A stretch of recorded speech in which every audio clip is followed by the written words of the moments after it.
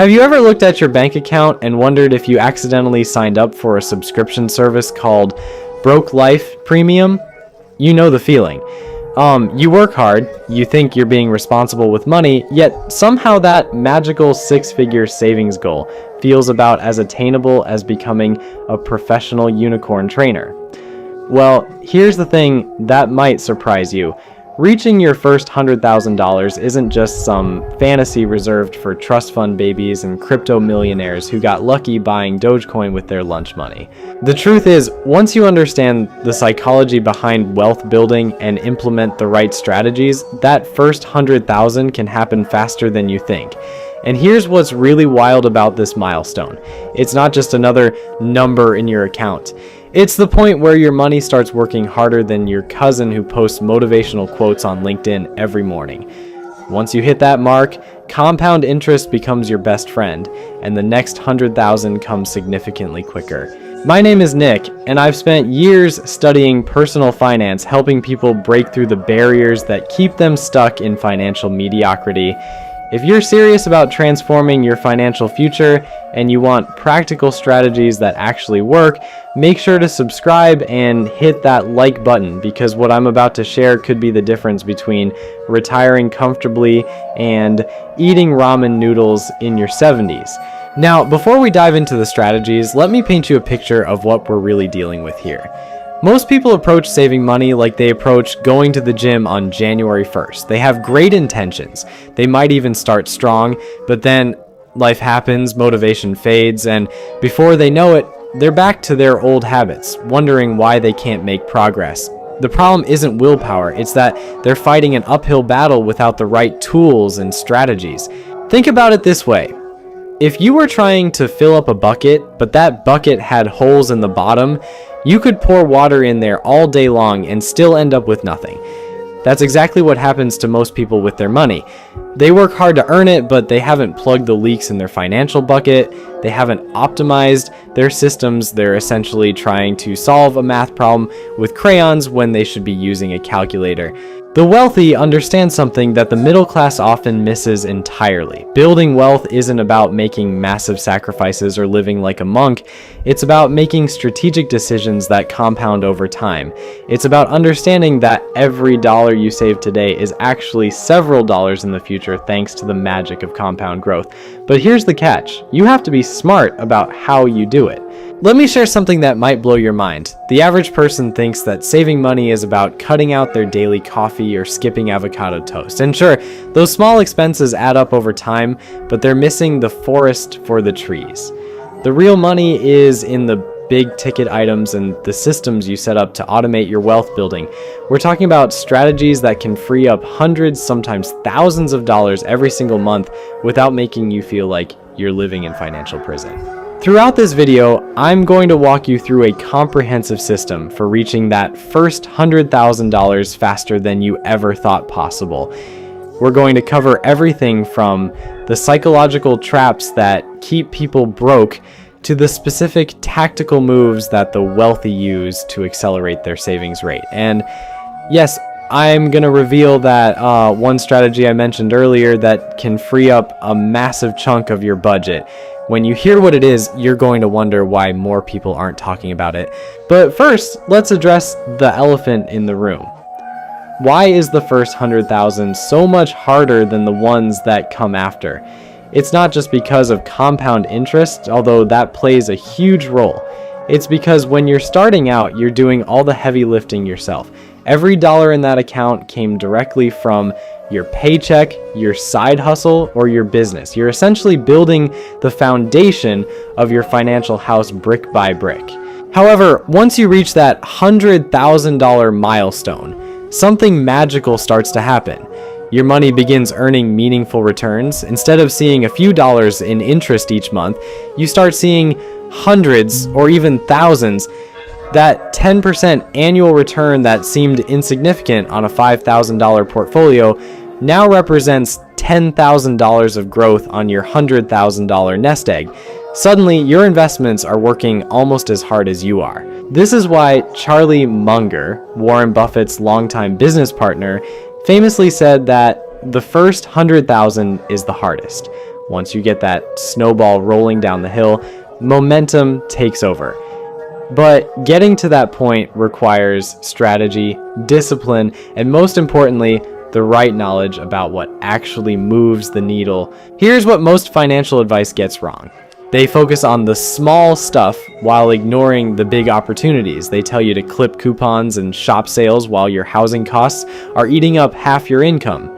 They suggest you invest in the stock market without explaining how taxes can destroy your returns if you're not careful. They preach about emergency funds, but never mention how to optimize your cash flow, so you need less of an emergency fund in the first place. The strategies I'm about to share with you are different. These aren't band-aid solutions or feel-good tips that make you think you're making progress while keeping you stuck in the same place.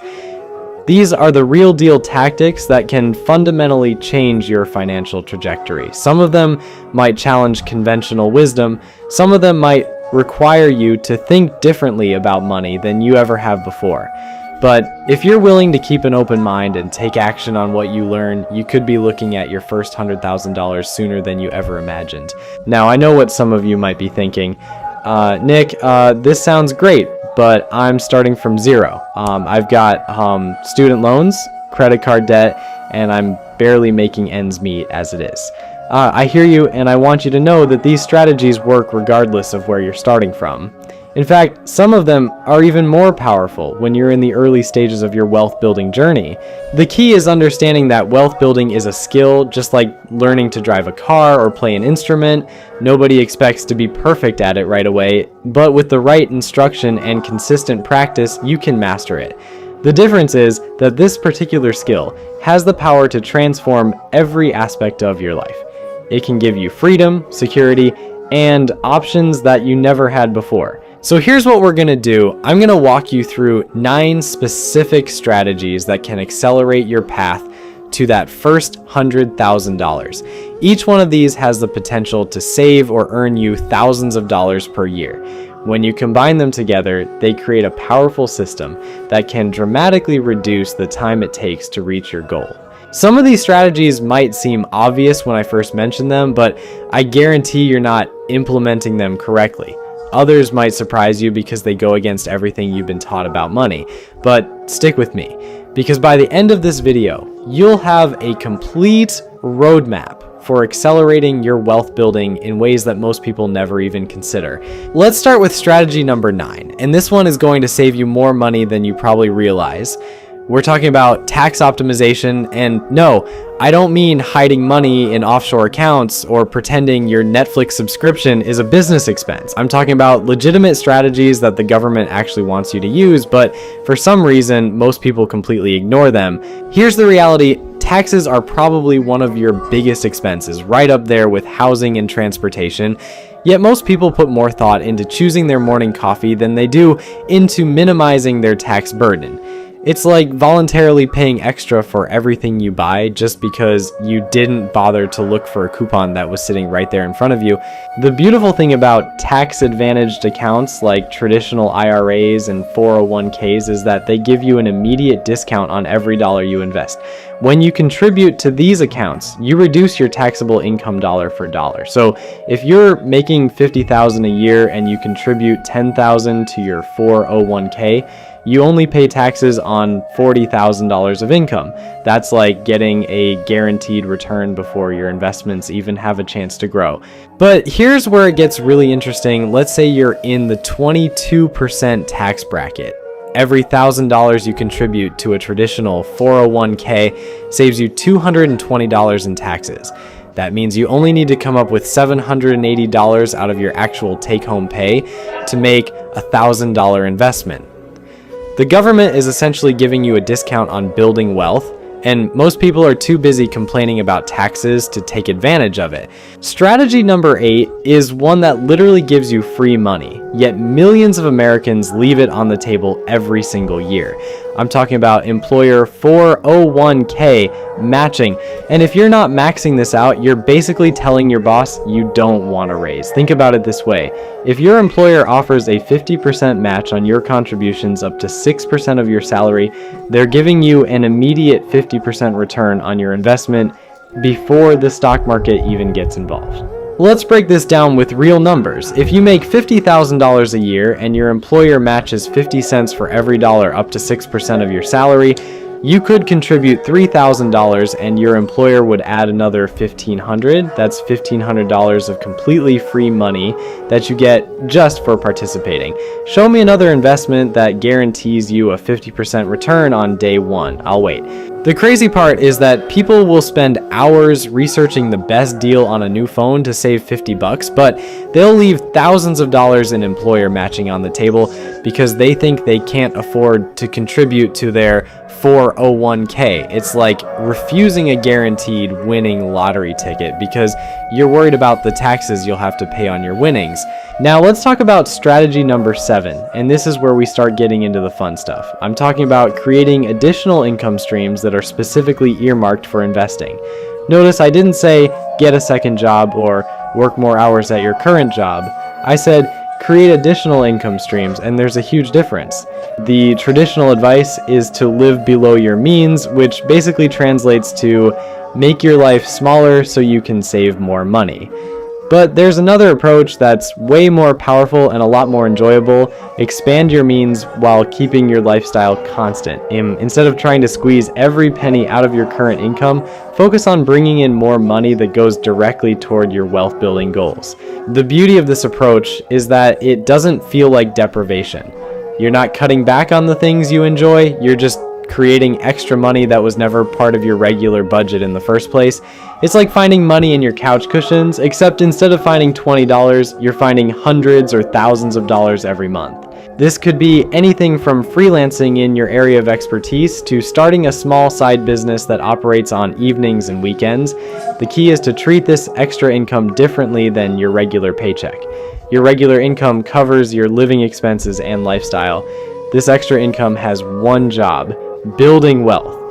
When you separate these two mentally, it becomes much easier to save aggressively without feeling like you're sacrificing. Strategy number 6 is going to test your self-control, but it's absolutely crucial if you want to maximize your returns. I'm talking about reinvesting every single dividend that comes your way instead of spending it on something fun.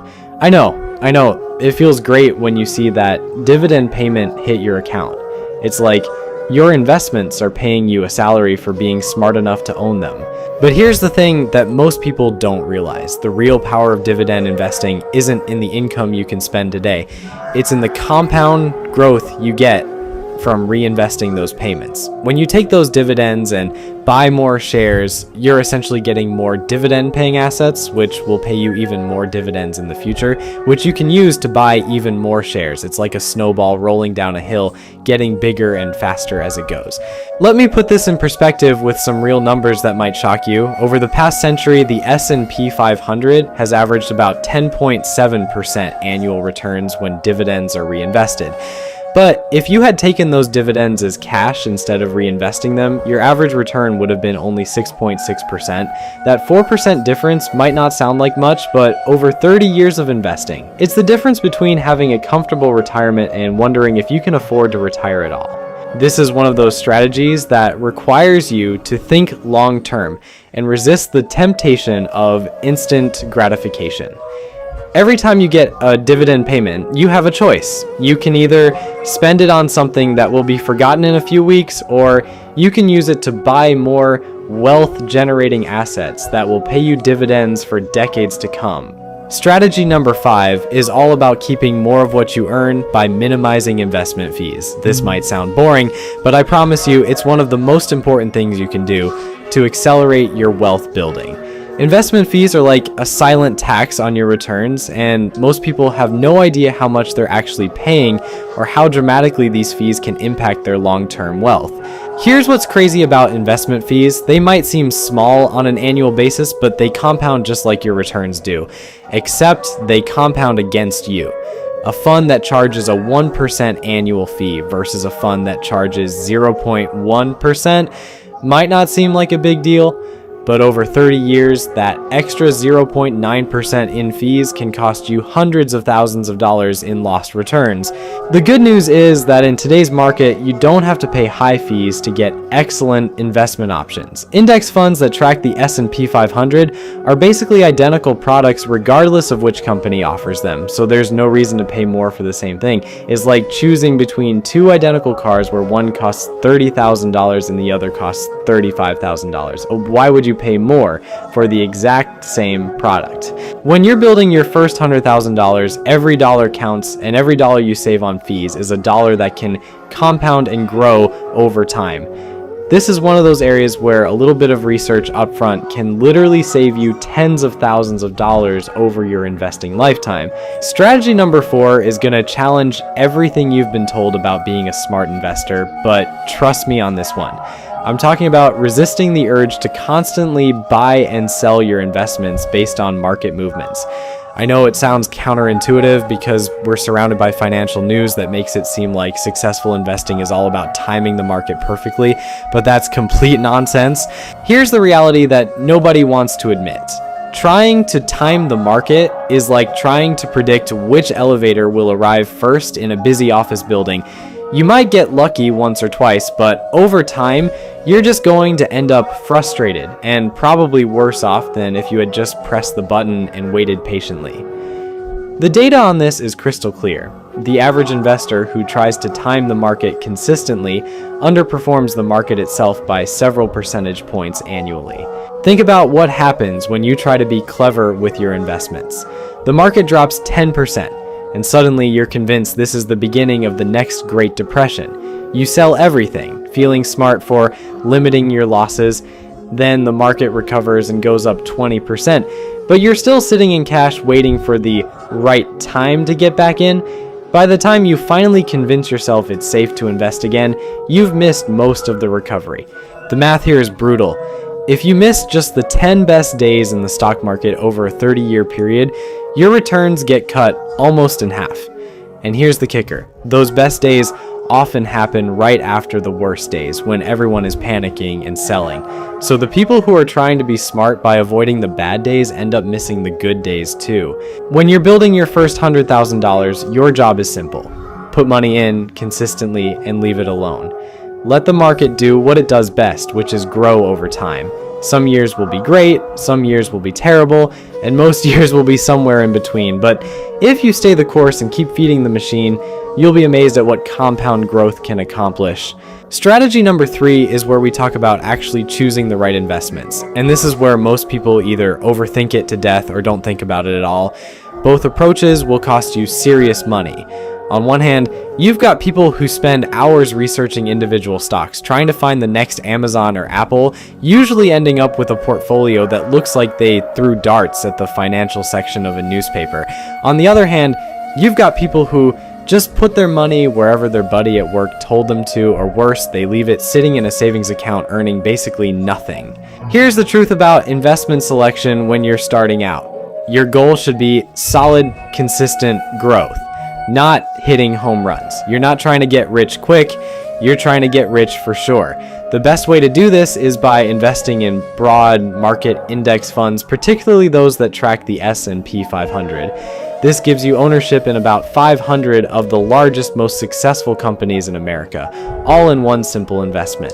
Think about what this means. When you buy an S&P 500 index fund, you own a piece of Apple, Microsoft, Amazon, Google, and hundreds of other companies that are making money hand over fist. These aren't speculative bets on the next big thing. These are established businesses with proven track records of creating wealth for their shareholders. The beauty of this approach is that you don't need to be a financial genius to succeed. You don't need to read annual reports or analyze price to earnings ratios or figure out what the Federal Reserve is going to do next week. You just need to buy a piece of American business success and let capitalism do what it does best. For young investors who are decades away from retirement, you might even consider tilting slightly toward growth-oriented funds, which focus on companies that are expanding rapidly. These can be more volatile in the short term, but when you have time on your side, that volatility becomes your friend because it gives you more opportunities to buy shares at discounted prices. Strategy number 2 is probably the most important one on this entire list, and it's the one that separates people who build real wealth from people who stay stuck in the financial hamster wheel forever.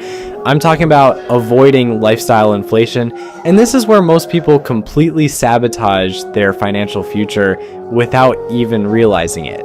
Here's how this trap works. You start your career making, let's say, $40,000 a year. You live in a modest apartment, drive a used car, and eat a lot of pasta because that's what you can afford. Then you get a promotion and suddenly you're making $50,000. Instead of saving that extra $10,000, you decide you deserve a nicer apartment because you've worked hard for this raise. Then you get another raise to $60,000 and now you deserve a nicer car. Before you know it, you're making twice as much as when you started, but you're still living paycheck to paycheck. The wealthy understand something that most people miss entirely. Your lifestyle should be based on what you want your life to look like, not on what you happen to be earning at the moment. Every time your income increases, you have a choice. You can either inflate your lifestyle to match your new income, or you can maintain your current lifestyle and invest the difference. Here's what's really crazy about lifestyle inflation. It doesn't even make most people happier. Studies show that once your basic needs are met, additional spending has diminishing returns on happiness. That upgrade from a Honda Civic to a BMW might feel great for a few weeks, but then it just becomes your normal car. Meanwhile, that extra car payment is preventing you from building the kind of wealth that could give you real freedom and security. The average millionaire saves over half of their income. That's not because they're miserly or they hate spending money. It's because they understand that every dollar they save today is several dollars they'll have in the future.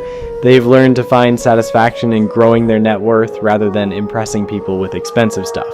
When you get your next raise, here's what I want you to do. Take at least half of that increase and immediately set up an automatic investment. Don't even let it hit your checking account where you might be tempted to spend it. Treat it like a tax that goes directly to your future self.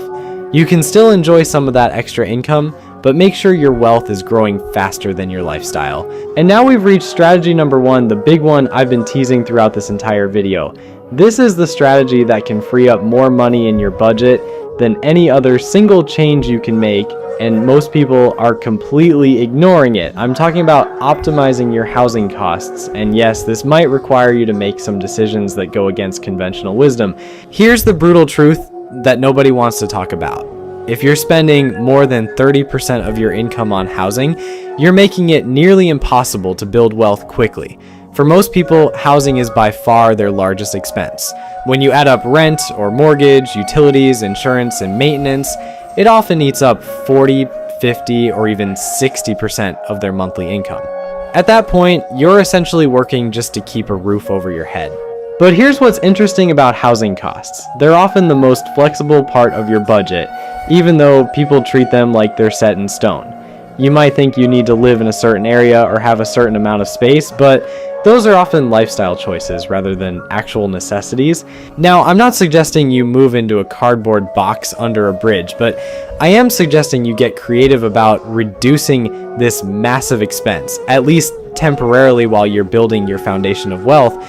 This could mean getting roommates to split the cost, moving to a less expensive area, or even exploring house hacking strategies where you buy a small multi-unit property and live in one unit while renting out the others.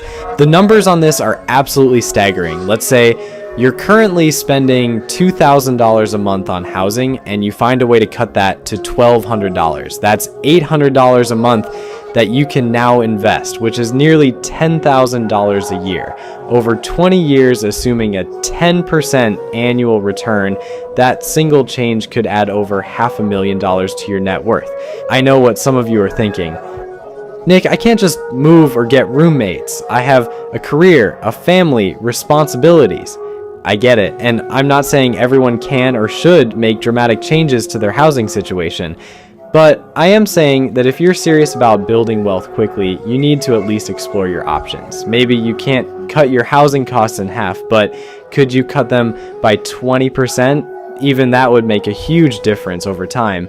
The key is to remember that this doesn't have to be permanent. You're not signing up for a lifetime of living like a college student. You're making a strategic sacrifice for a few years to set yourself up for decades of financial freedom. Once you've built that solid foundation of wealth, you can afford to live wherever you want, because your investments will be covering a significant portion of your expenses. Here's the thing about all these strategies: they work best when you use them together. Each one amplifies the others, creating a powerful system that can dramatically accelerate your path to financial independence. Tax optimization saves you money that you can invest. Employer matching gives you free money to compound. Additional income streams provide more fuel for the wealth-building fire. Reinvesting dividends maximizes your returns. Low fees keep more money working for you. Avoiding market timing prevents costly mistakes. Choosing the right investments ensures solid growth. Avoiding lifestyle inflation keeps your savings rate high. And optimizing housing costs frees up the most money to put toward your goals. When you implement all of these strategies consistently, reaching that first $100,000 transforms from a distant dream into an inevitable outcome. It's not about making perfect decisions every single day. It's about building systems that work automatically even when motivation fades or life gets complicated. Remember, the first 100,000 is special because it's where momentum really starts to build.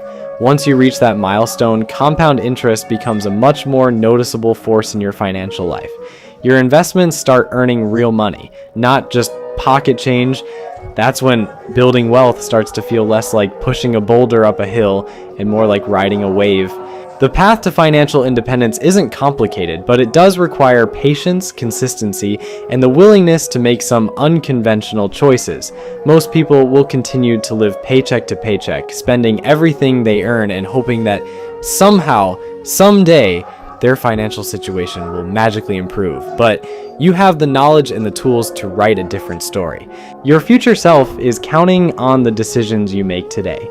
Every dollar you save and invest now is a gift to that person you'll become in 10, 20, or 30 years. The question is, what kind of gift are you going to give? If you found this video helpful, make sure to subscribe and hit that notification bell, because I'll be sharing more strategies to help you build wealth and create the financial future you deserve. Until next time, keep building that wealth, one smart decision at a time. Thanks for watching.